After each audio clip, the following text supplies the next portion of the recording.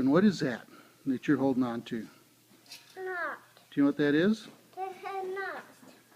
That's a pail for the cow's milk. When you milk, That's not pale. it is. When you milk the cow, can you take the top off? I don't make milk. Here. Well, I know you don't want to milk the cow. Your Uncle Todd milked a lot of cows. Here. See, so that comes off, and that's where you're going to put the milk. And you see what this is? That's called a cow hobble.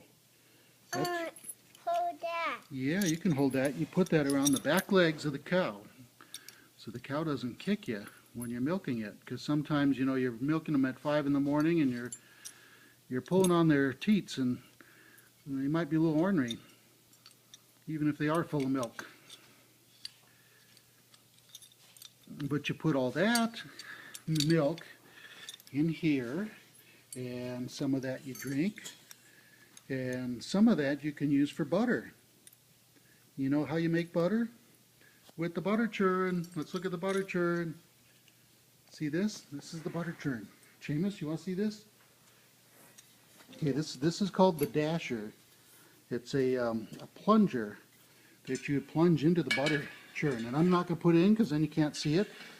This is the top to keep the butter from spilling over if you're putting a lot of milk in. But what you do is put this plunger in, and then you're going to move that up and down, up and down, up and down for a long, long time.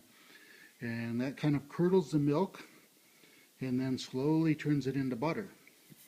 You take the cream off the top, and you keep working it and working it and working it. It took forever, long, long, long time.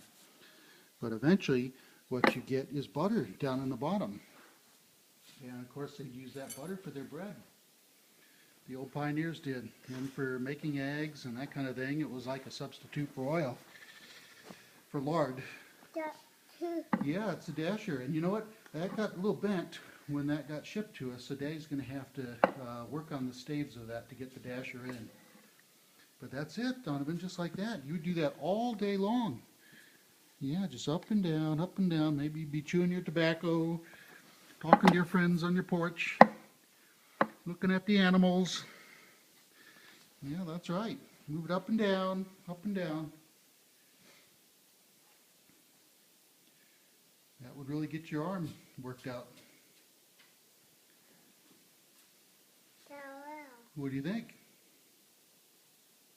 People had to work really, really, really hard for the same things that we take for granted today. Yeah.